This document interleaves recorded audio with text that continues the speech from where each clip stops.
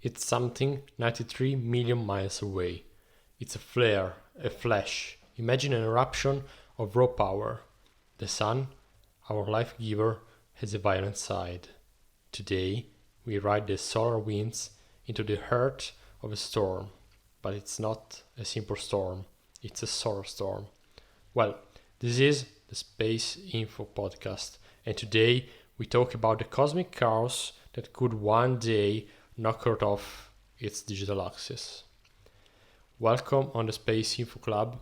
Today we talk about more on the physics side, and if you are a subscriber of our YouTube channel, or if you are part of the followers of our platform on our website or Spotify channel, you've for sure seen and maybe listening and maybe even more appreciated, I hope so, tell me down in the comment, our previous episodes about solar physics, for example, also some events, catastrophic events of the past. One of them is the solar wind and the Carrington Event of 1859, which really had an impact of those days' lives here on Earth. Well, what is a solar storm? This summer 2025, this spring, sometimes we hear on the TV, in the news, we hear about solar storm and the impacts that they potentially have and sometimes actually have on our lives, on our industry, and on our grid. We often read and hear about the word grid, power grid, and those kind of impacts. But what is a solar storm? Well, a solar storm is defined as a sudden explosion of particles, energy, magnetic fields, and material blasted into the solar system by the sun.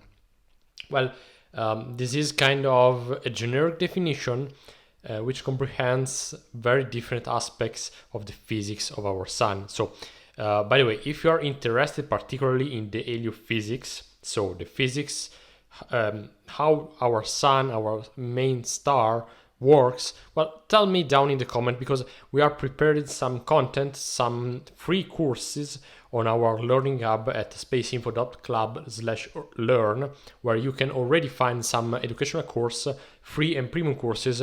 So just give a look and join. It's completely free. And the physics of our sun is incredibly complex. We today do not know. We do not comprehend 100%. Well, we are very far from 100% comprehension of the physics of our star, and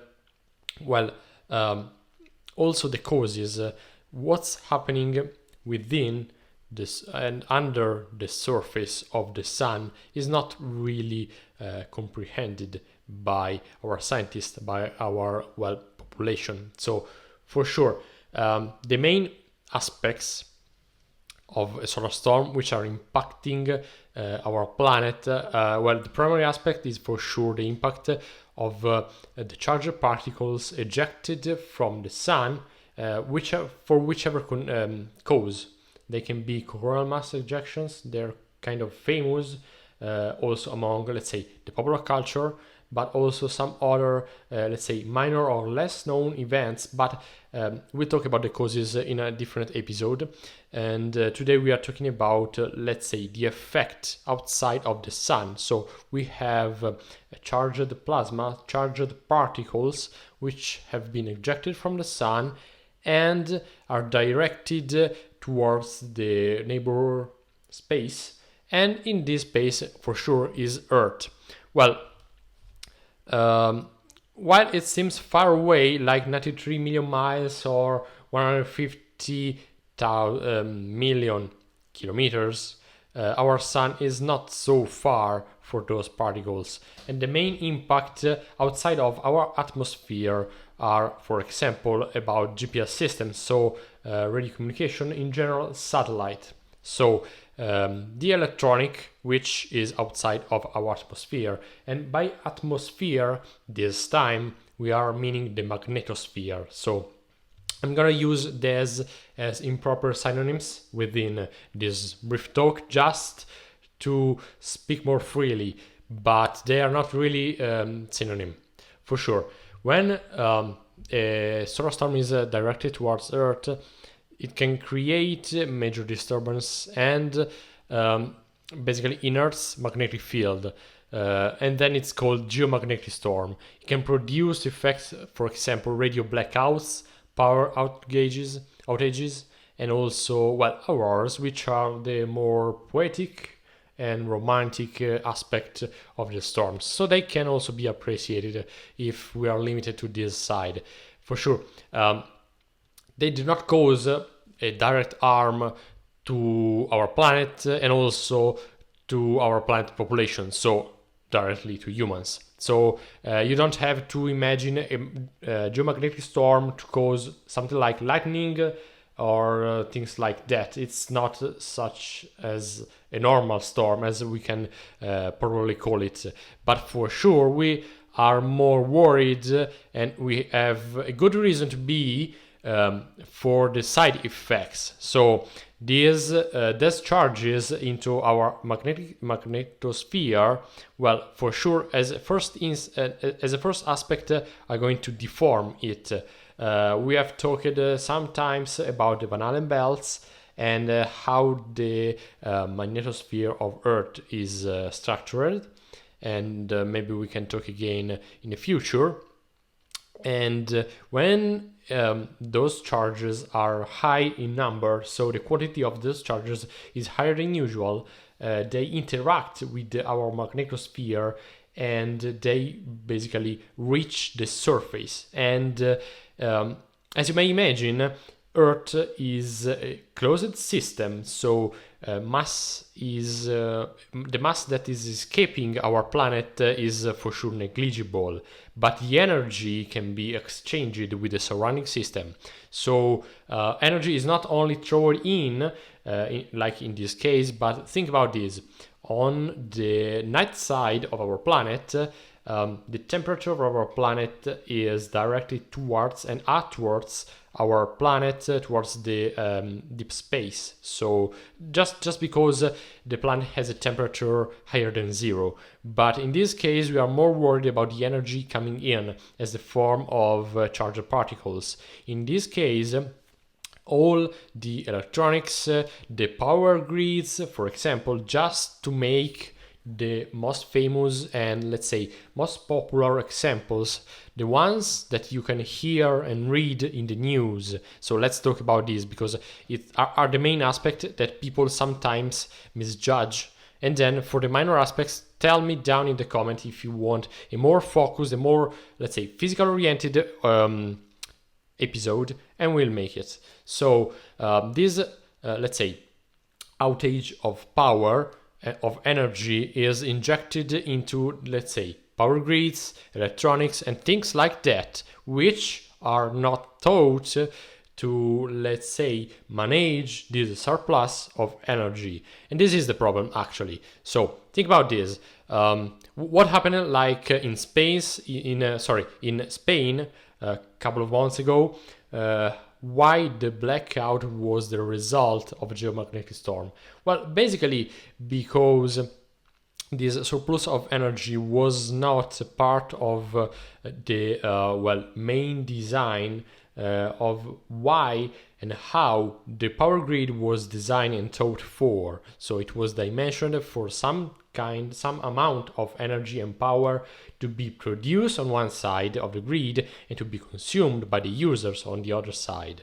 And when you request or inject much more power into the grid, it's the grid itself, well, it's safety countermeasures that are going to stop the distribution of the energy in order to preserve the grid itself.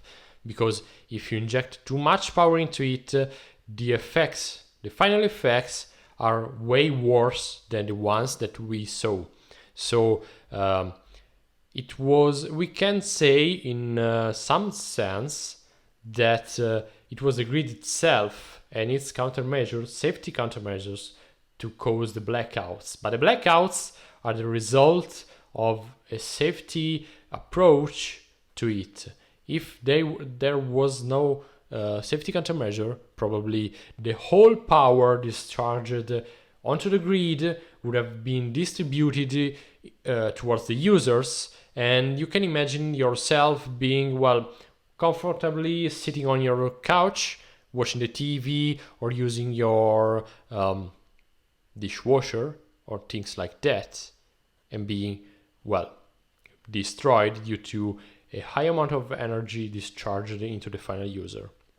This can be a result. So this is the problem of solar storm. Are we ready to it? Maybe yes, maybe no. Well, we can say that we are ready in the measure that, as we saw in Spain, safety countermeasures caused the blackouts. The grid was protected in some way, but the final users, a whole region on the scale of a nation, not a small country, a small town, but a whole nation, was suffering of a blackout in that case. So yeah, in some cases we are ready, in some others we are not, for sure. Among the causes of geomagnetic storms are coronal mass ejections, solar flares, for example. So you can think about them as not the same phenomenon. They can be similar. Their causes are not completely known, but you can think of them of being caused by the interaction between the particles, mainly nuclear interactions of the particles within the sun. It's difficult, probably this interaction do not happen directly within the nucleum, within the deepest layers of the sun. Well, there for sure happens something, but those particles are thrown into space due to the reaction that happen on the surface of the sun. These are, let's say, the root cause, well, the last cause of this ejection of particles. If you're interested more, again, in talking about heliophysics and understanding, let's say, the whole path, the whole phenomenon, the whole phenomena that are happening on the star, just let me know in the comments, and we'll talk about deeper into that aspect for sure. And well, an interesting thing, just to think more about on the probabilistic side, a solar cycle lasts something like 11 years. So you can expect that after 11 years, the sun will behave similarly to what happened 11 years before. So this is, let's say, the life cycle of our sun, something like that for sure. The sun, as our planet, as all the celestial bodies, particularly as the stars, have their own life. Think about yourself. You are born, you grow, and then you die. The same thing happens with stars. And within all the lifespan of a star, there are cycles that repeat similar to themselves. And the period for our sun is 11 years. So we can imagine that we experience, if we ever experienced it like particularly strong solar storm 10 years ago, probably in a few months or in a few weeks or maybe in a couple of years, a new one will come. But again, this is a statistical measure. So based on historical data, what happened in the past, we are, let's say, drawing to the conclusion that similar things will happen in the future. But again, we don't have a model for our planet. For sure, we neither have one for something we are farther away from. So the sun, we don't have a mathematical model, a physical model, very precise to describe what's happening and also to predict. This is the advantage of having models, making prediction about the future, of what will happen in the future. So I will leave you with a couple of things. One of the positive aspect of this outage, this surplus of quantity of solar or charged particles, is that they interact with our magnetosphere and they form beautiful phenomena, which are auroras. And last year, we experienced some of the most beautiful phenomena of this kind, because auroras were visible to so low altitude, something like 45, somewhere even lower degrees of latitude. Just to give you an idea of how much energy was there. Well, for people who do not know, auroras are easily visible sometimes during the year at higher altitude, so in the polar regions, due to the morphology of the magnetospheres, and like Van Allen belts and the magnetosphere in general, due to the let's say magnetic poles of our planet. So tell me if you want to know more. But the polar regions are where auroras are more easily seen. So plan a trip in the Arctic, Antarctic cycle, or Iceland maybe. We are going as humanity, NASA, ESA, and the main public space agency are studying our sun. They've been studying it since 1995 with the SOHO mission. I bet that you have heard about sparkle solar probes, for example, or the solar orbiter. And before closing, I want to suggest you to listen our episode about the Probot 3 mission, because it's a revolutionizing mission. It's not only about some physics, heliophysics. This is the scientific objective of the mission. But under the engineering point of view, the control of two satellites to be aligned with like millimeter precision, even more, one with respect to the other in space, is something which is purely fascinating. So just go learn more about this mission and tell me if you want me to talk more about this. Before closing, I just going to suggest, let's say, an external resource.